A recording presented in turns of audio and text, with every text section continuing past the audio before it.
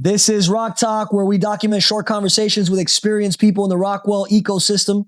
We're off-site today, in case you can't tell, at the notorious Rhythm and Vine in Fort Lauderdale, Florida. Today, we are with Joe Callahan, liked by many, known by all, loved from the entire Fort Lauderdale community and beyond, a veteran in the hospitality space with 33 years of working experience, somebody that is well-rounded due to positions spanning from tuxedo-wearing uniform at country clubs to being part of the opening team for new venues, to dive bars with some questionable decor, and we'll unpack that. A strategic +1 to any social gathering that you may have, and one hell of a human being. Yeah. We're going to discuss the entertainment industry within the hospitality space, and selfishly, I'm sure we'll have some amazing stories along the way. Joe, first and foremost, thank you so much for taking the time to sit with us. Thank you for the hospitality by allowing us to be in your home here at Rhythm and Vine. And we'll jump right into it because I know you're opening soon. Let's kick it off where it kicked off. When was the very first exposure to the hospitality or food and beverage industry for you? 17 years old, Naples, Florida. Nice. Place called Quail Creek Country Club. Say that 3 times. I've tried many years. But yeah, that was my first experience. Got in there as a busboy. Okay. Again, wearing a tuxedo, cummerbund, learning how to tie my own bow tie, just starting to figure out what the hospitality industry was all about. Very nice. What about it kind of drew your attention or made you fall in love with it back then, if you fell in love back then? Yeah, so I've always been a people person. Nice. Exposure to people, conversations, meeting new people, just getting different perspectives was something that I was always drawn to. From that aspect, obviously the money was cool. Right. It was pretty quick. You know, you would leave your shift with money in hand. Cash tips, always good thing to like. As the years went on, it became something that I noticed had feet. You know what I mean? You could literally pick up and move anywhere in the country, get a quick job at a restaurant or a bar, and start really meeting, you know, the people in that area that made things happen. I think it's super important starting as a busser, right? Which naturally becomes the entry point to the industry, right? The busser, the bar back, and really learning those positions from within so that you can understand in the future, if you do decide to grow up the totem pole, right, how to manage bussers the right way, and what are the difficulties that position faces, and for sure, and also, you know, maybe how they screw you, right, as an owner of the place, and you know, what are the tricks and tips, right? Yep. Back then, was there any mentors or influence that you got from, you know, someone you may have looked up to or somebody that was doing it right, and you were like, damn, that guy's doing something? I've had a lot of people I've looked up to along the way. All of them obviously for different reasons. But, you know, most of the mentors that I've had really caught my eye or, you know, kept my attention was really starting with the quality and content of the character. Okay. Not so much of how they did their job, but kind of why they did their job. You know what I mean? You know, right and wrong. There's a lot of people in this industry that do it for the wrong reasons. You know what I mean? And how you do something is how you do everything, right? So it's like, it is a one-way street to a very short career. Yeah. You know what I mean? I attest a lot of kind of where I've ended up to the fact that for a very long time, I've treated people the right way, or I've, you know, been good, you know, back and forth with doing business with people. Don't screw people over. It's not hard to not be a dick. Right. You know what I mean? Be a good person. Goes a long way. Especially in an industry of people. Yeah.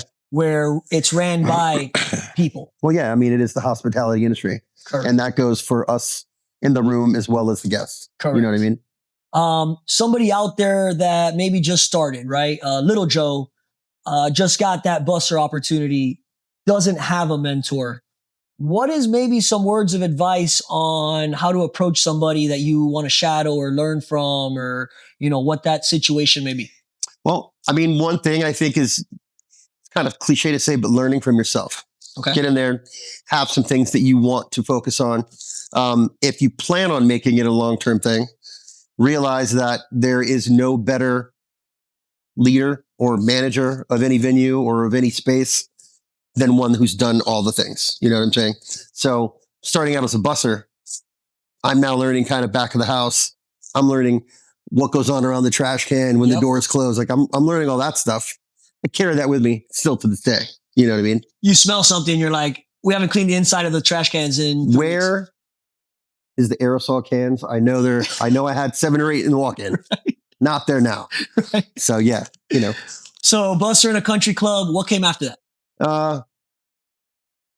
After that, I moved to Fort Lauderdale. All right. I started working as a bar back and a server at Davy Ale House. Okay. Worked there for a few years. Started to meet a lot of really cool people on this coast. I grew up my whole life in Naples. I moved over here and it was like starting from scratch. I didn't know that. You grew up over there. Yeah, grew up in Naples. When I came over here, I had like 2 friends.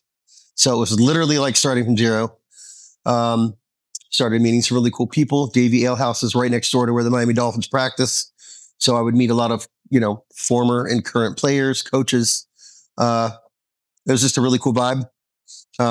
Lots of college students from Nova. So I was starting to grow up in the business and I was starting to fall in love with it more and more. This time, I wasn't even old enough to drink when I moved over here. So it was old enough to work, not drink. Absolutely. Absolutely. I didn't drink till I was 21, swear. But, yeah.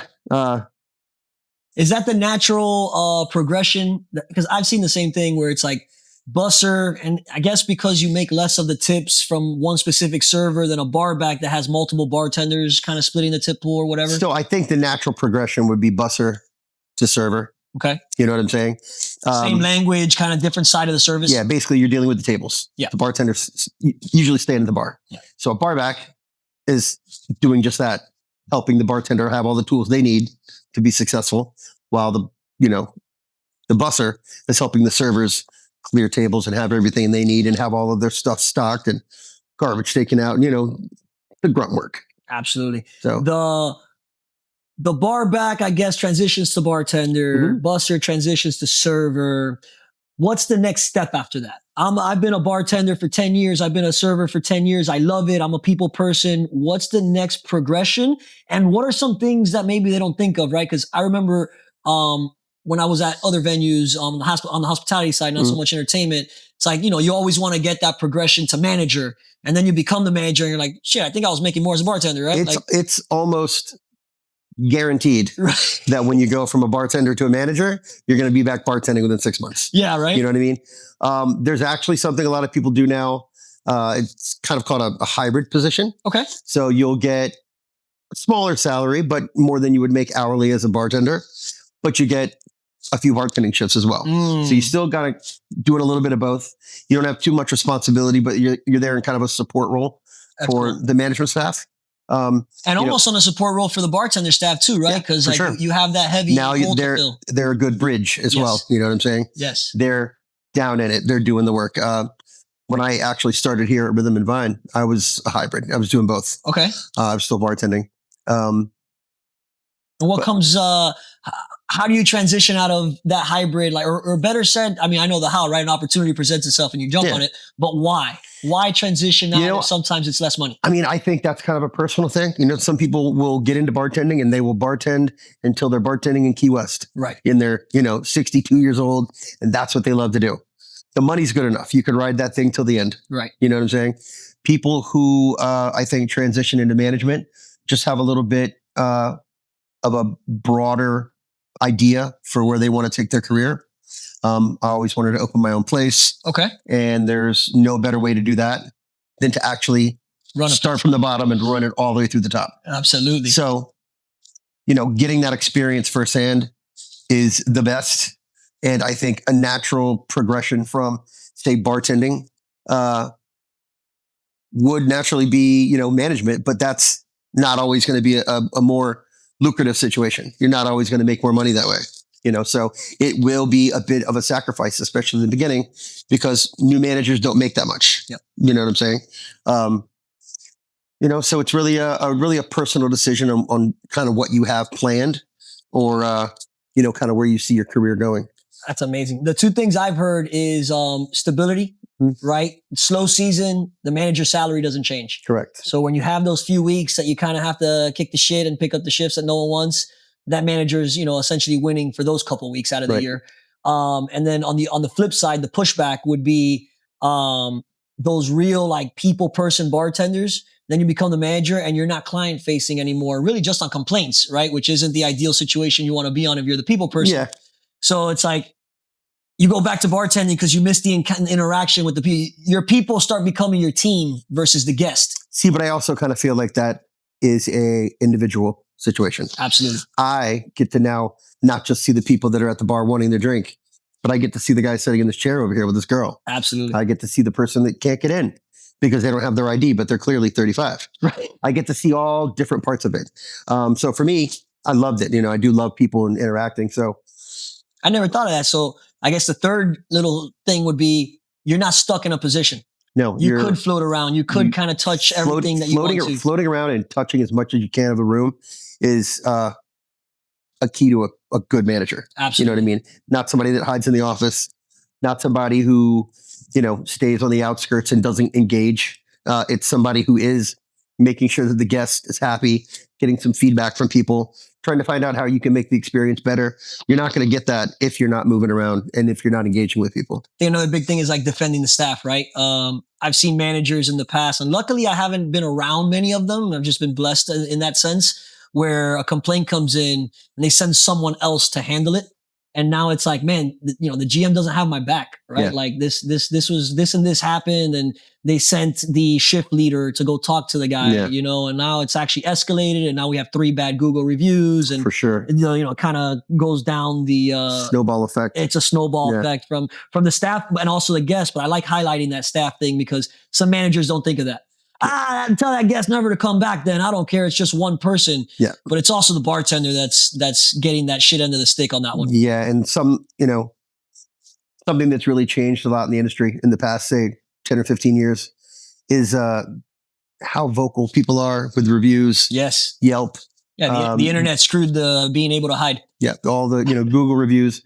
So one person, although it is one person, can be a very loud one person, 1-star review. Mm-hmm. You know what I mean?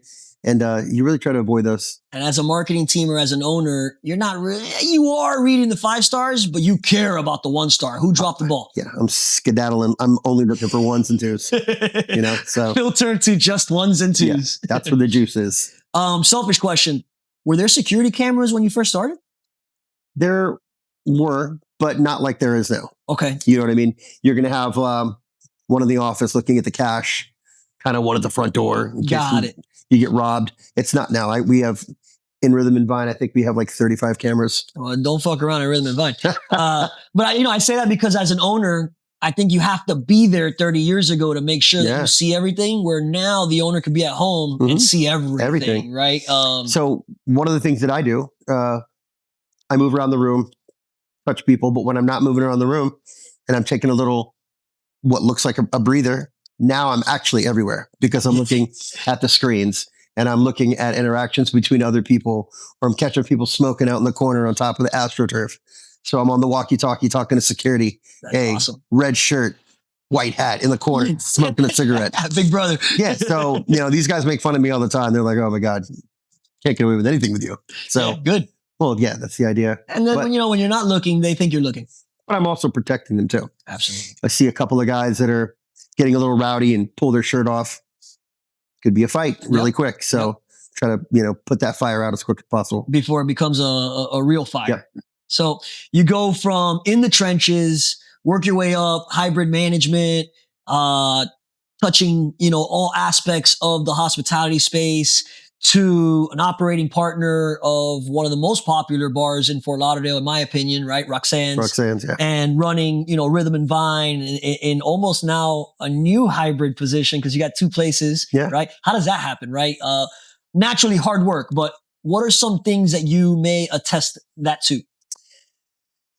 Again, I think it's one part, good reputation. A lot of the projects I had been a part of in the past, just me being a part of them kind of validated them. Okay. With a good portion of, the people that would go out, hey, Joe's guest bartending somewhere, or Joe's going to be, over at such and such bar. Let's go say what's up. Doesn't even matter the venue at that point. It's the who. Yeah.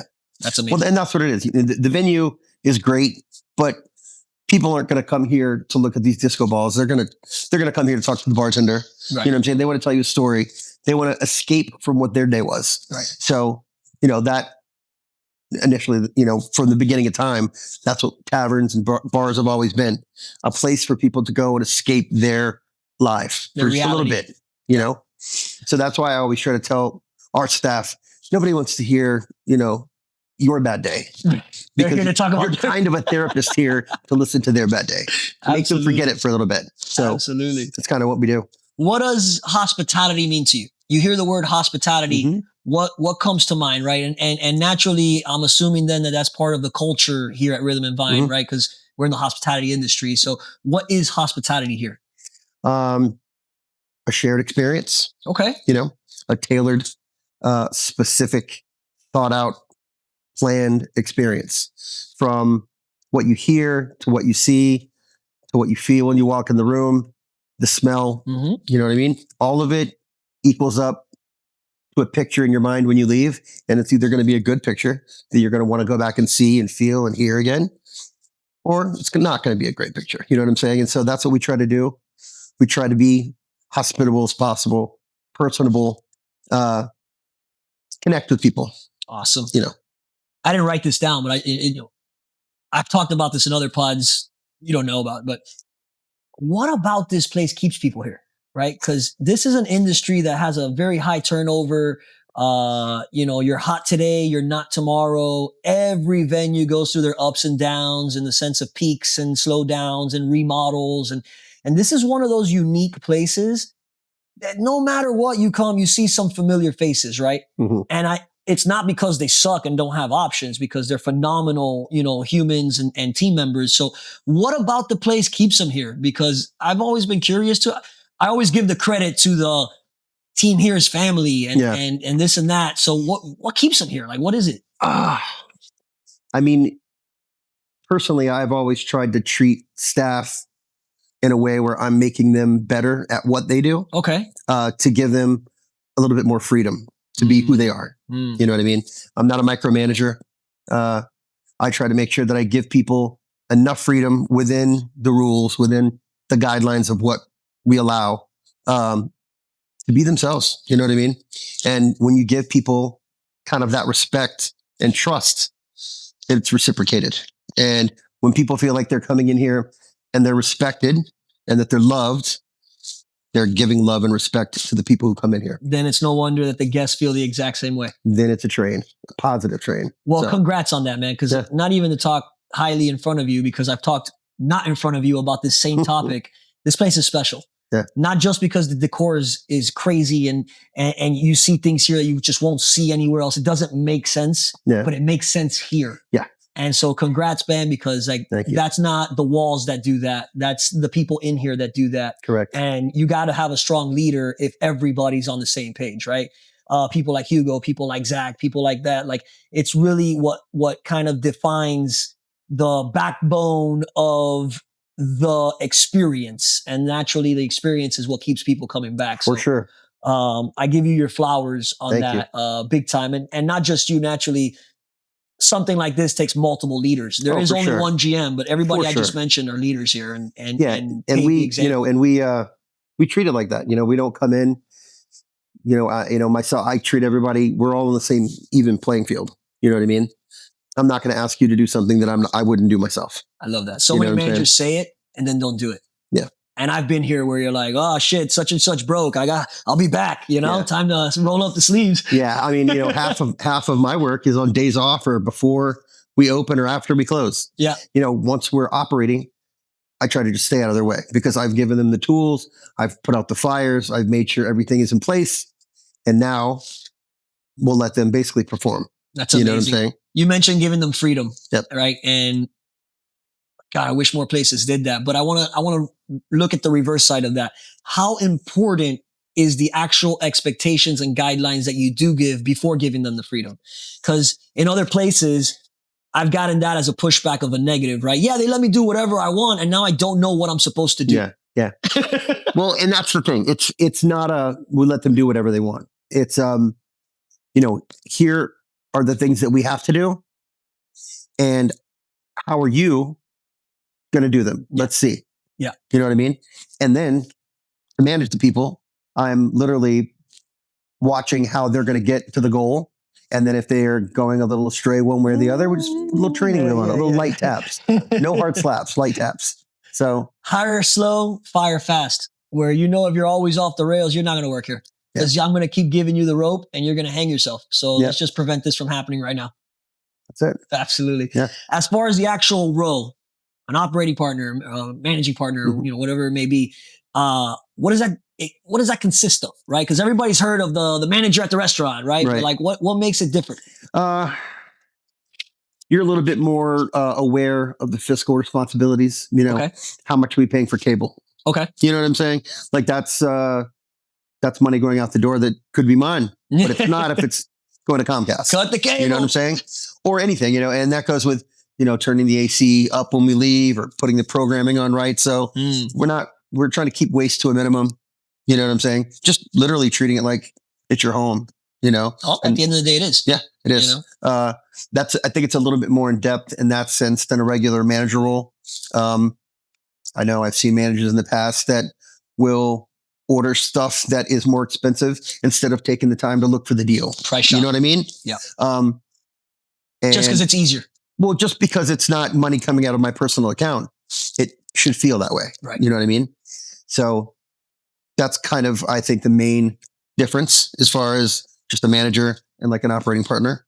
The details go a little deeper as far as what you have to pay attention to and what you have to care about. Very nice. As an owner, this is just me kind of connecting dots as you say things. As an owner, if I was an owner and I had that manager that cared already without it, why don't more places promote that manager or essentially give that manager the reward or bonus that they deserve by being loyal and trustworthy and caring about the electrical bill when they don't have to and all these other things? It's almost like I expect you to do it, but not everyone's doing it. So the ones that are, like, hold on to that guy or girl, right? Like, well, we actually just started a bit of a program within Nallhart where we now get, and I just came from one before I came here, a little evaluation where it's broke down beautifully, different areas of what's expected and then basically a grade on that. And then at the end you pop out and you're going to have a little number score. Very nice. Helps you kind of focus on where you may need to get better, where you're doing great. You're giving yourself a mental high five. But you also know where you're not doing great. Yeah. And now you could actually work on it. And the ones that care will work on it. And the ones that don't will stand out very quickly now. Correct. I've known a lot of managers throughout time who've are just there to collect a check. Yeah. You know what I mean? It's more than that for me. It's something. I haven't done anything in my life for 33 years except this. You know what I'm saying? Like, that's longer than any relationship I've had. Obviously, like, it's a few years off from how long I've been alive. Yeah. That's it.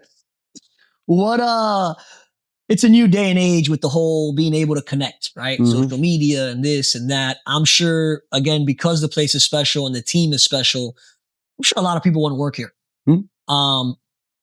What is like the best way to connect for someone looking to have a job in the right place, like a Rhythm and Vine? What's the right way to connect, right? What's the best way to go about it? I would say some inside info. It really does help to know somebody that works there. Okay. Unfortunately, that's the reality of the situation. We do get a lot of emails of people wanting to work, here or some of the other venues. But at the end of the day, there's only so many positions available. And we have a very low turnover, like nobody leaves. Yeah. So that's kind of like one of those things. If there is an availability, a lot of the time we're going to either try to promote from within or friend of a friend type of deal, because at least we already have one person that we trust, that we've trained, that works here in the system, who can kind of let them know what to expect. And they're kind of already vouching for somebody if they're going to say, hey, my friend Johnny. Their name's kind of on it too. Yeah. So you don't want to just vouch for anyone. Yeah. So you've already got like a little bit of an agreement. Keep your boy in line. Yeah. That's on you. You brought him in. So yeah, definitely knowing somebody that works in the venue that you want to work at is a big plus. The thought I just had that I wrote down was like that manager looking for the easy road, right? Let's just order whatever because it's easy. It's not my problem. As someone looking for the job, if all you did was send your resume in an email, you're probably that person looking for the easy job. Yeah. So do the legwork, pass by, introduce yourself to the bartender, introduce yourself to the security, introduce yourself. You do that enough times, then guess what? You do know someone that works there. And then when you do go ahead and apply and you maybe get the interview, now that guy might vouch for you because it's like, hey, you know what? He's passed by a few times. He's tips. He's cordial. He understands the language. He's not causing trouble. Awesome. He's not causing trouble. He brought friends with him. His friends were also respectful, because at the end of the day, if he's going to work here, he's going to invite his friends. And if his friends came with him and there was, a not so good experience, you could kind of count on that moving forward when he or she works here. That sounds like a very labor intensive way to make it work, but it sounds like a good way to stand out. A way. Absolutely. Yeah, for sure. I feel like this generation's not lazy, but they don't know that labor way to go about it because all they know is LinkedIn and send resume and swipe right and shit. Like if you want something, go get it. And you don't get it from your chair at home. Yep. It's impossible, right? So with that call to action, right? Like pass by Roxanne's, pass by Rhythm and Vine. Trust me, if you're the right person, you'll stand out. And if you're not the right person, you're not going to get the job. So it's all good. Yep. So let's transition. DJs always have great things to say about you. Now, DJs are also known for being liars. I'm kidding. DJs, don't get mad. I had to say the joke. But naturally, they do always have, great things to say. You always check in on them. You always care about them. Naturally here, not every venue's like it, but you get paid at the end of the night. You always make sure that they do get that check. Even if you're home for the night, you make sure someone brings it to them. So let's talk a little DJ. All right. What do you look for as an operator of a venue from the DJs you book? So that's a multi-part question. First thing I look for is what I look for in anybody that I work with. Okay. Character. Okay. Are they a cool person? Are they easy to talk to? Are they able to take in some, positive criticism? Sure. You know what I mean? Little constructive work there. Yeah. I mean, it goes that way with anybody. But with the DJ, they're a little bit more magnified because they are the speaker that's pouring into the party. Yeah. You know what I'm saying? So if you've got a DJ that's mad, or if I say something about, hey, that song probably shouldn't ever be played here ever again, ever.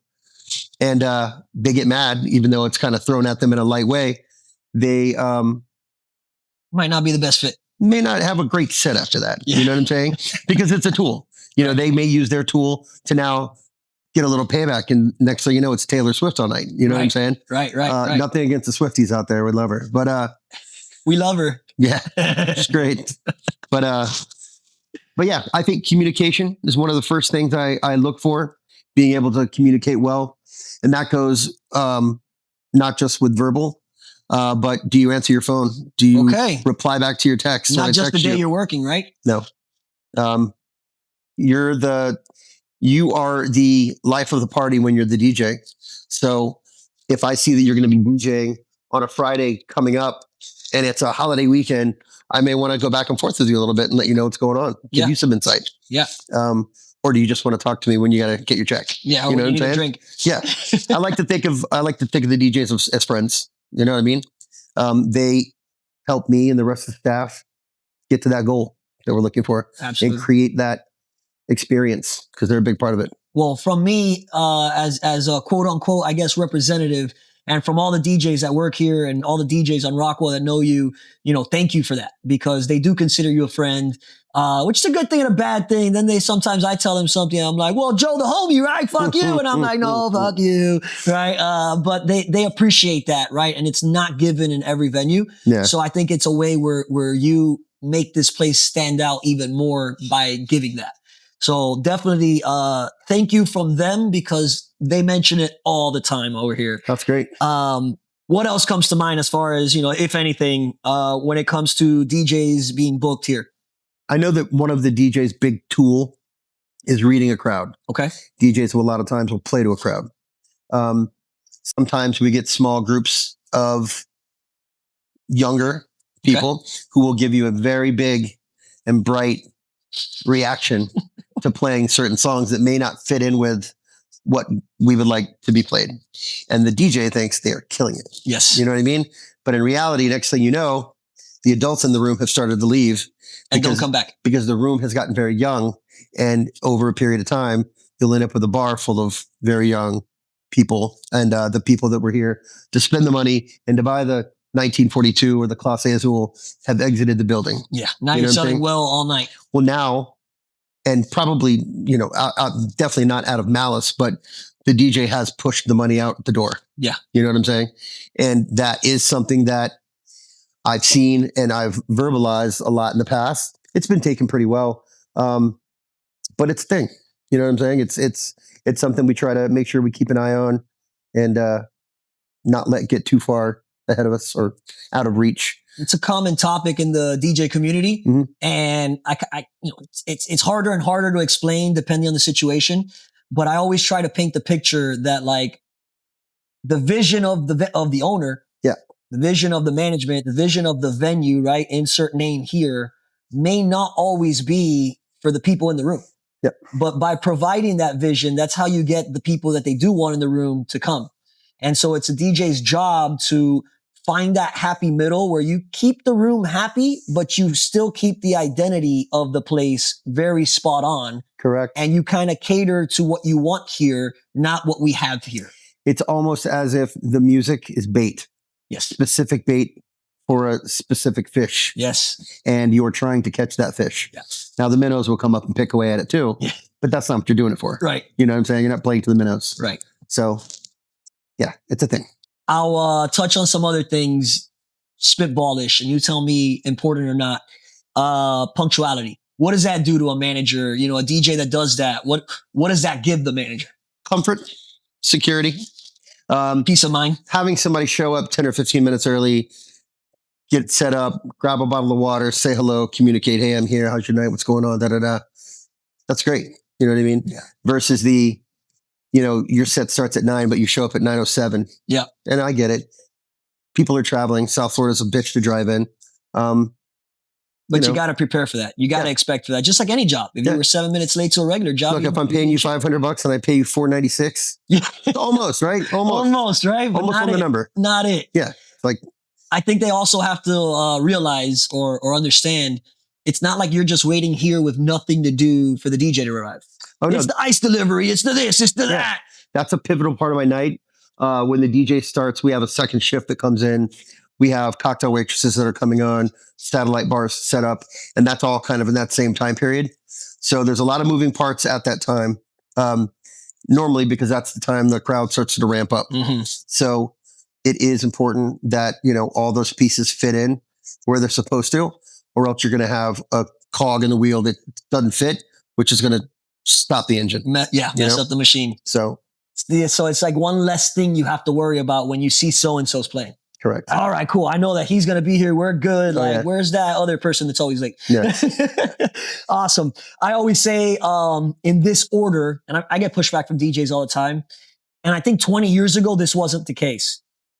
But in today's day and age, it's be a good person, be professional or a good employee or a good team member, and then be a good DJ. And I think it's in that list of importance. I'm not saying you can do with just one of the three. You need all three. Yeah. But if there was a DJ that was good and a pain in the ass, and another DJ that was good and super easy to work with, this guy gets the gig now. Oh, right? 10 out of 10. 20 years ago, this guy might be like the artist that gets the gig and he's supposed to act that way. Yeah.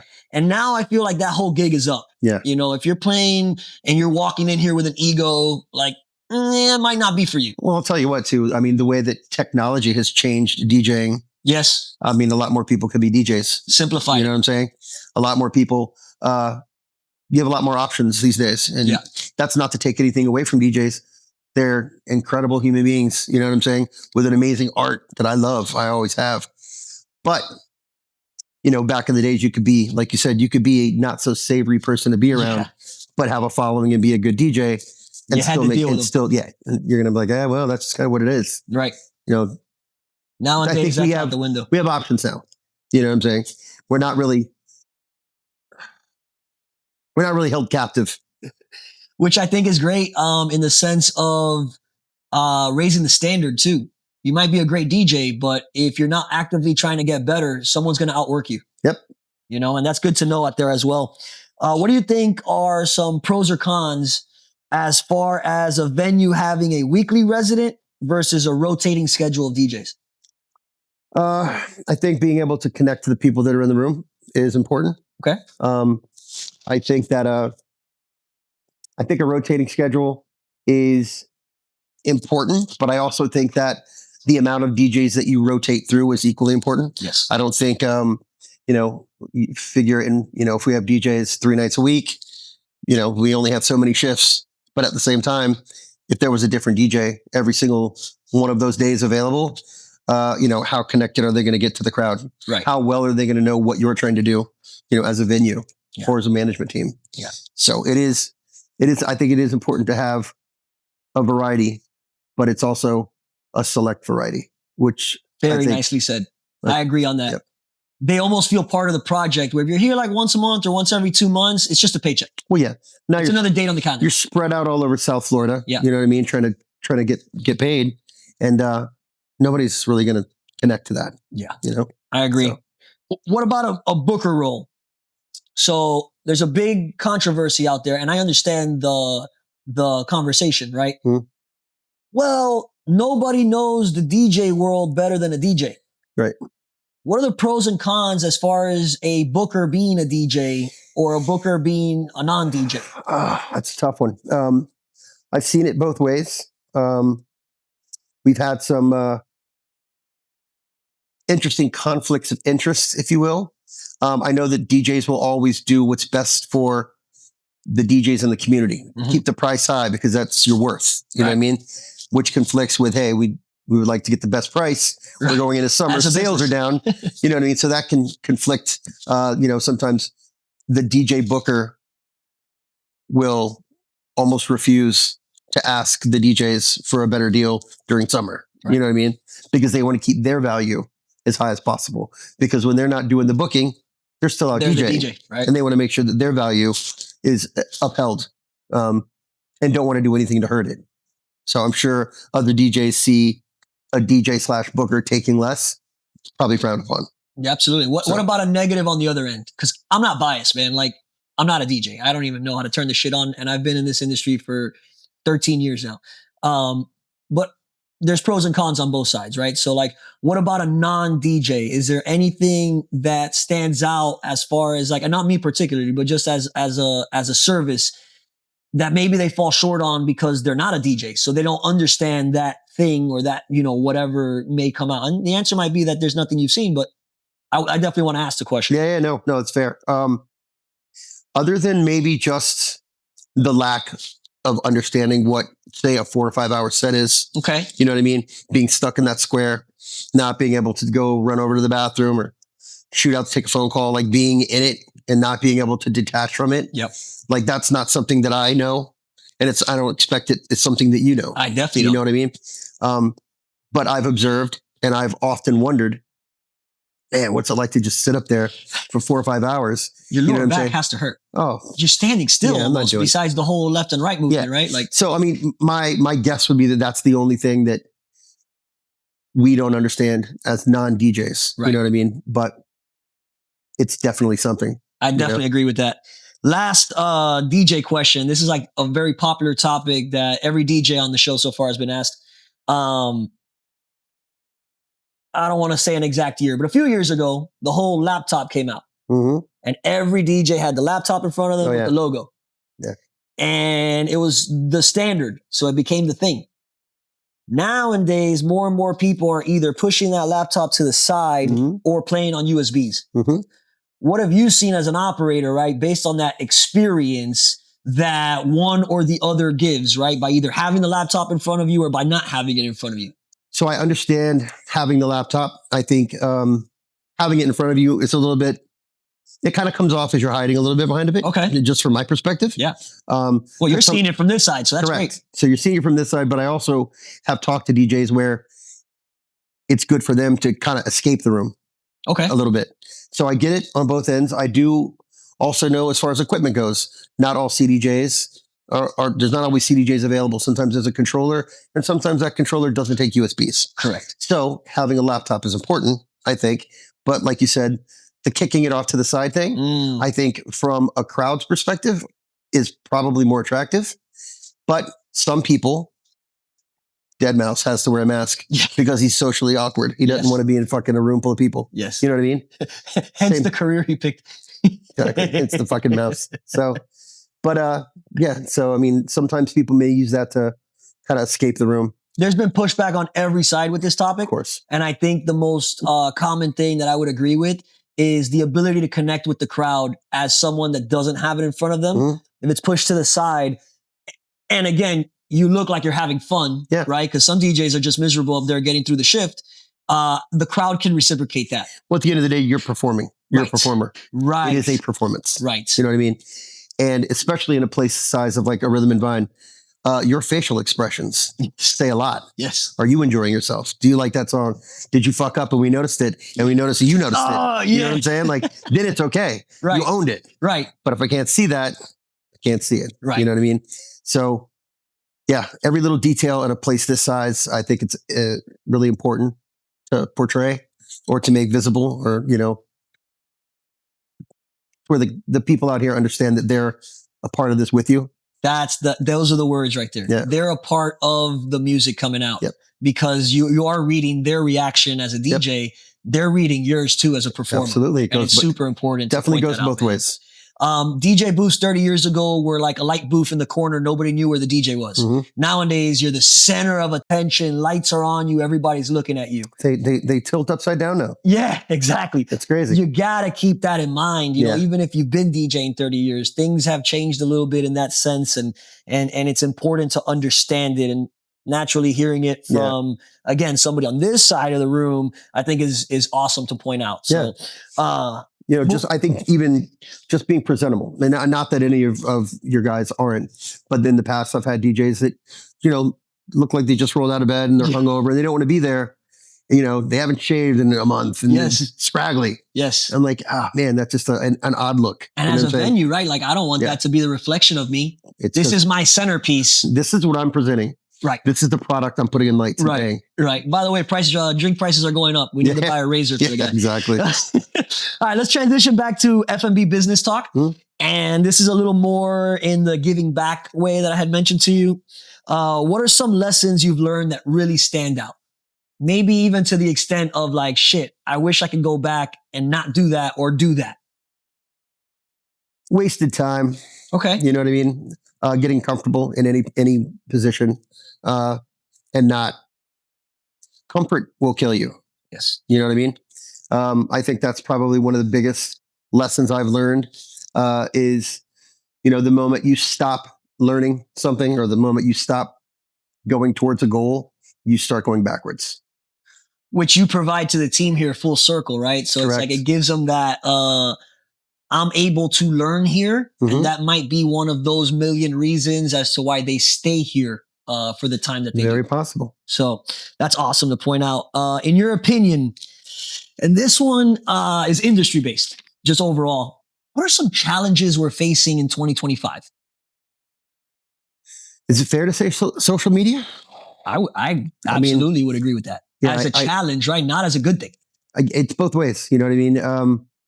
You can photograph and get content in your space all day long, but so can other people. Right. You know what I'm saying? And now there's almost a saturation of that out there as well. Yep. And sometimes people will post things. People may go in the bathroom and the person in there before flushed a cup. Yeah. And now you got water everywhere and we don't know it yet, but they're in there with the camera. They're taking pictures of the bathroom with water everywhere. That cup's on Yelp before you knew the cup was there to begin with. Yeah. There's no longer a course of action when you see a problem to go talk to management. Now it's almost an immediate post or an immediate review. They're like, ooh, we caught something bad. Yeah. Almost like you're going out looking for it. It's the world we live in right now. Negativity is highlighted. And it feels like sometimes social media can be a amplifier for that. But I've seen in many places, there's a disconnect between the marketing department, right? You're working Monday through Friday in the office, and the operations side where, you know, you're here at 2 a.m, actually in the trenches. Yeah. And sometimes the product that's being sold on social media isn't reality. right? Yeah. And then there's that disconnect where it's like, well, every post has Bad Bunny and like I came and they don't play Latin music. What the hell's going on, Yeah. right? So it's Yeah. like, I think that's another big negative that social media is providing because the social media manager isn't the venue's manager. And so there's a lack of clarity on it. We like to try to make sure that, our social media team is present a lot. We meet with them all the time. They come through, they bring friends. We try to make them a part of the culture as anybody else. They are an important part of the team. Again, like the DJ is the speaker for the room. Right. They are the speaker for us to the internet, to the digital. You know what I mean? So all parts being equal and awesome, they're, just as important as any other spot. What's a stigma that the industry has that isn't true? Don't give me all the true ones. Oh, I was going to say the customer's always right. That's definitely right. Yeah. That's passe. Passe. You treat it that way, but damn well, that's not always the case. No. And again, I'm going to go right back to social media on this.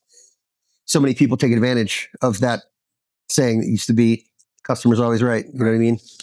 Now they know that and they will take advantage. So you have to be able to cut through that shit, so.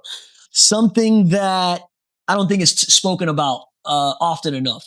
And it's almost 10 years ago, it was almost frowned upon in this industry, right? Because it was the unspoken reality. How important is to keep in mind health? Extremely. You can totally lose yourself in this business pretty quickly. It can become, especially if you have a set schedule. Yeah. Days become weeks, become months. I took a job at Fat Cats downtown when I was 28 as a favor to a friend to work some security shifts for them at the door. And I blinked and I was 41. Yeah. And I was like, this is what I wanted to do when I grew up. Hey, what's going on? So yeah, I mean, like I said before, comfort can kill you that way. Yeah.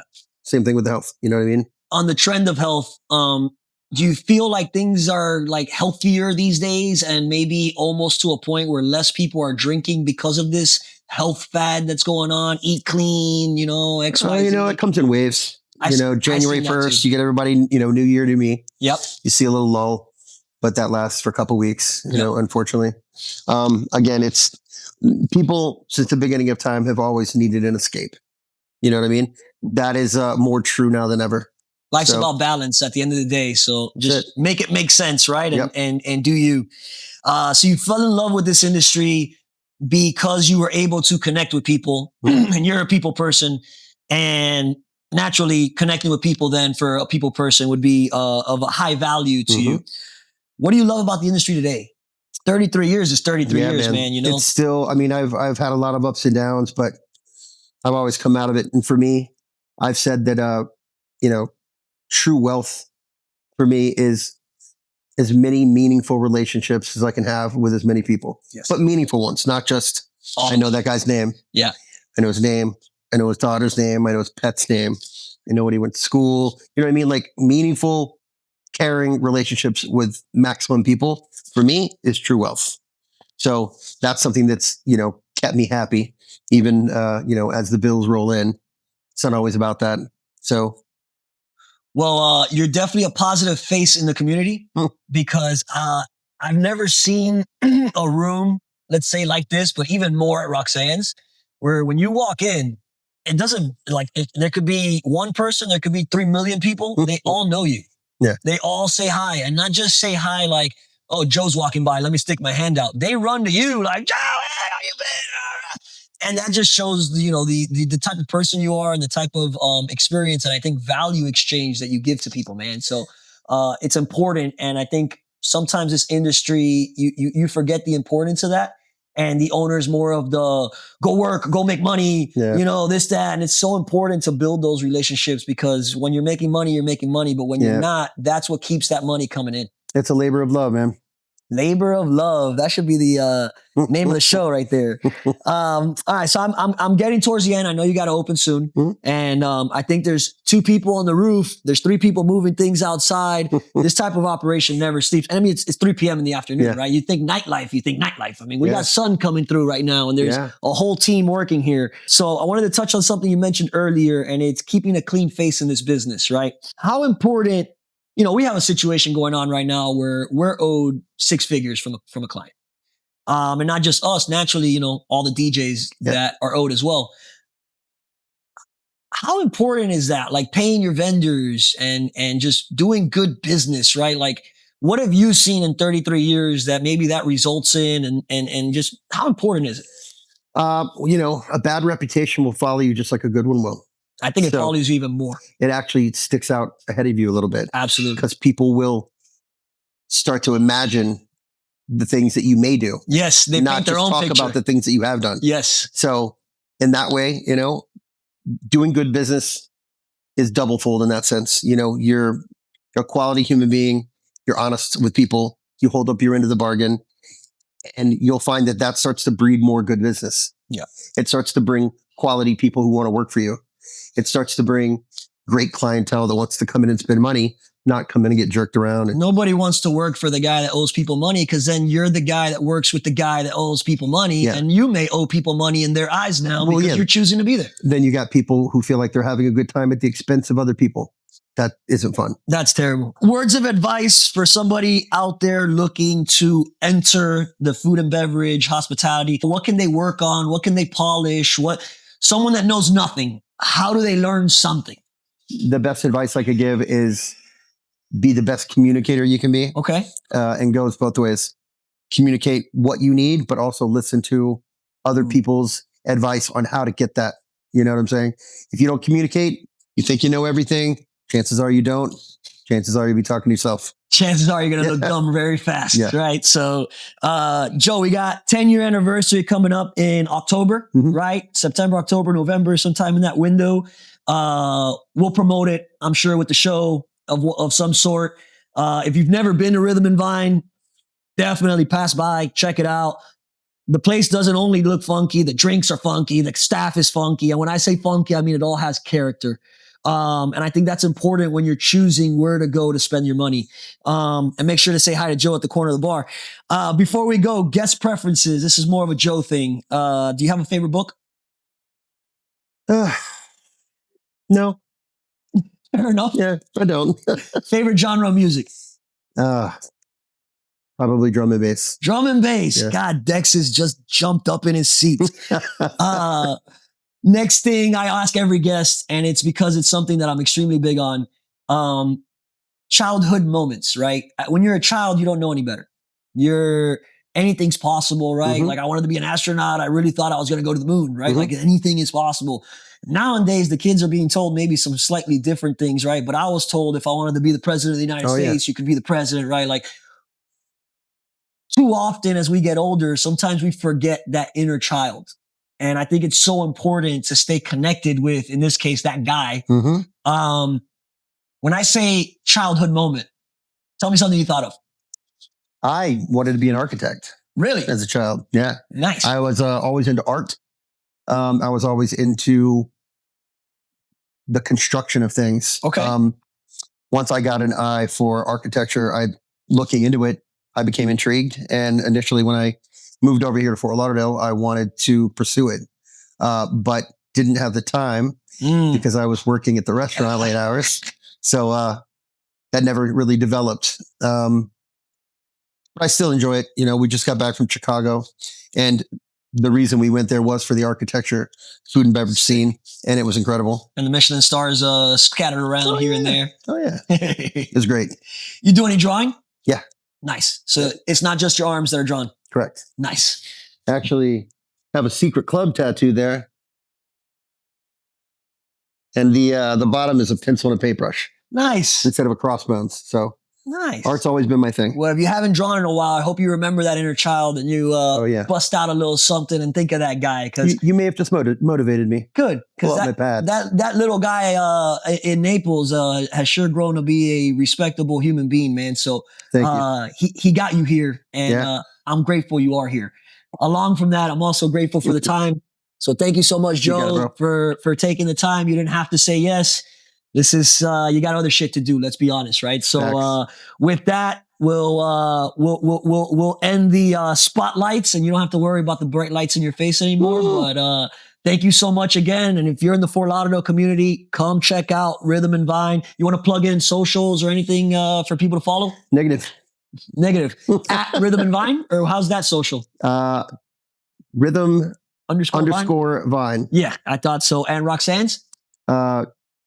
Roxanne, it's __Roxanne __. Fantastic. If you're in the area, drop by.